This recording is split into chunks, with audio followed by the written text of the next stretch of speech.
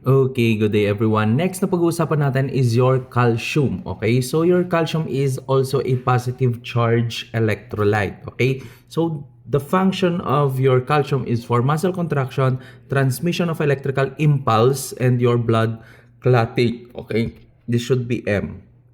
That's impulse. Okay, muscle contraction, transmission of electrical impulse, and your blood clotting. So now, may normal value ba ang calcium natin? Meron. In some book, it's 8.5 to 10.5. Okay? In some book, it's 9 to 11. Okay? So, tawag dito, technique natin dyan para matandaan nyo, ginagawa ko kasi call 911. Diba? Call 911, calcium 9 to 11. Okay? So, yan yung ginagamit ko. Para mas madaling matandaan kung tatanungin kung ano ang normal value ng serum calcium ninyo.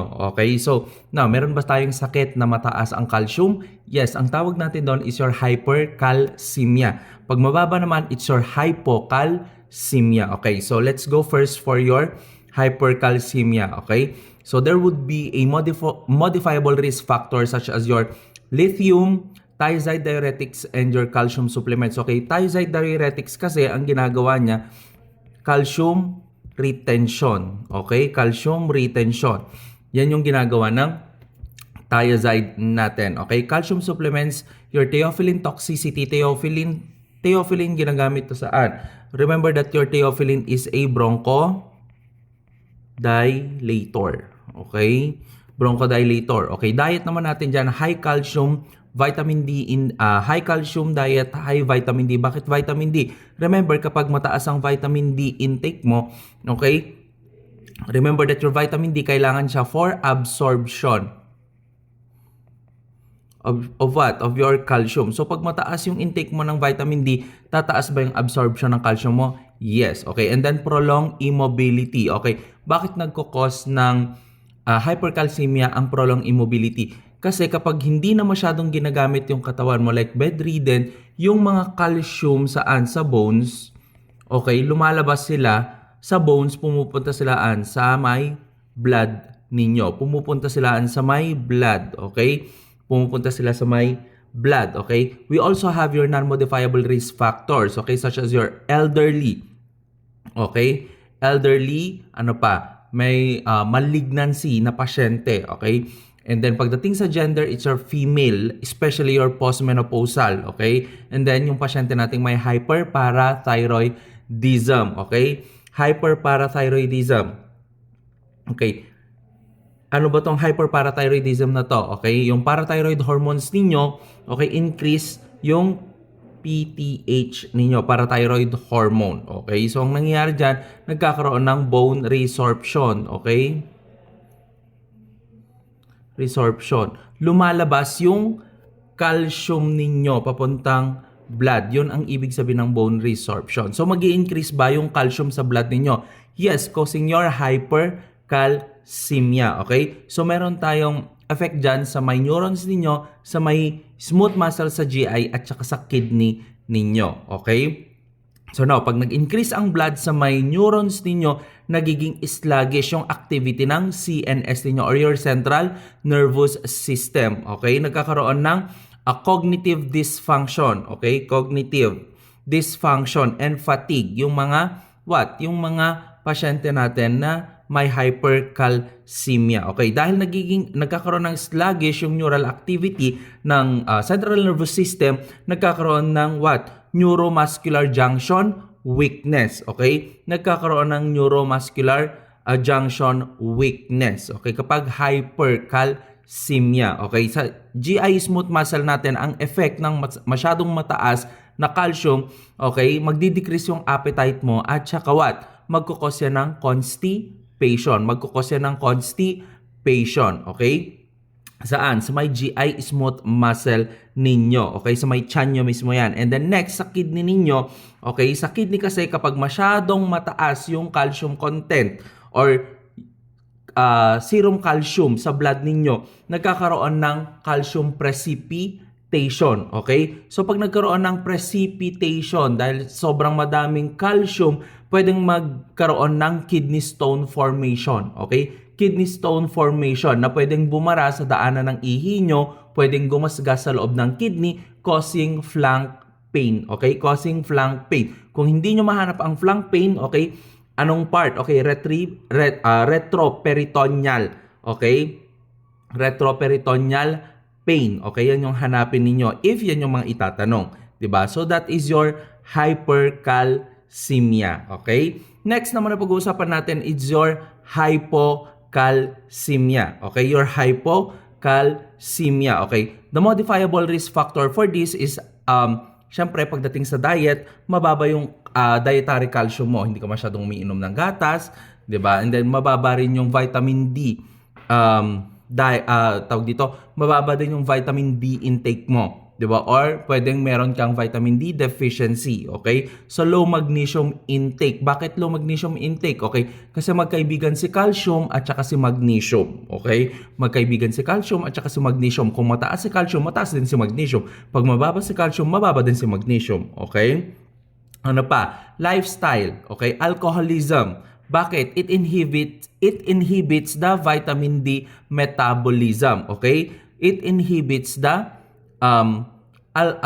vitamin D metabolism, okay? Meron pa, smoking. Ang smoking naman, it reduces vitamin D levels and bone absorption, okay? Absorption. So, tawag dito, ang smoking, binababa niya yung vitamin D level nyo, at the same time, binababa niya din yung absorption daw ng calcium papuntang bones, okay? And then we have your sedentary lifestyle, okay? Decreased bone turnover, okay? Decreased bone turnover, and then your calcium mobilization, okay? Mas mabilis yung pagkawala nung calcium ninyo sa may bones niyo kaysa yung pag-absorb ng calcium papuntang bones, okay? Mas mabilis mawala, okay? Pag sinabi natin decreased bone turnover, okay? Next is your medications, okay? Medications such as your loop diuretics, your anticonvulsant, calcitonin therapy, okay? Your CKD, hypomagnesemia, thyroidectomy, and parathyroidectomy, okay? Bakit thyroidectomy? Okay? Kasi pwedeng accidental removal. Accidental removal. Okay, sa harap kasi ng pag makikita mo yung thyroid hormone natin, parang butterfly yan sa may natin. And then pag tinignan mo sa likod niya, may 4 kang makikitang bilog. Okay? This is your parathyroid, okay? Which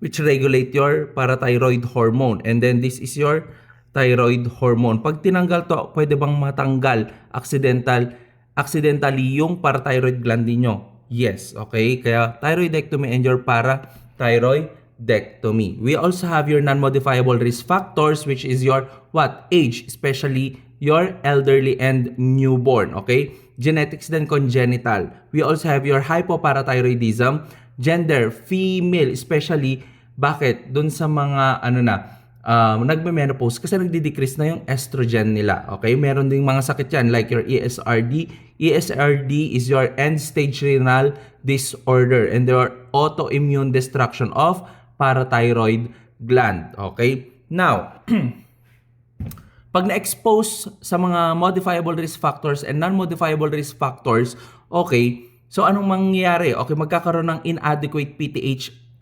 secretion, or impaired PTH action, or vitamin D deficiency impaired activation, or pwede ring increased calcium loss and redistribution of calcium. Okay? Pag na-expose kasi yung katawan mo for these risk factors, ito yung mga pwedeng mangyari. So what will happen if nagkaroon ng inadequate PTH secretion, impaired PTH action, vitamin D deficiency impaired activation, increased calcium loss, and redistribution of calcium? So magkakaroon ng decreased serum calcium, causing your hypocalcemia. Okay.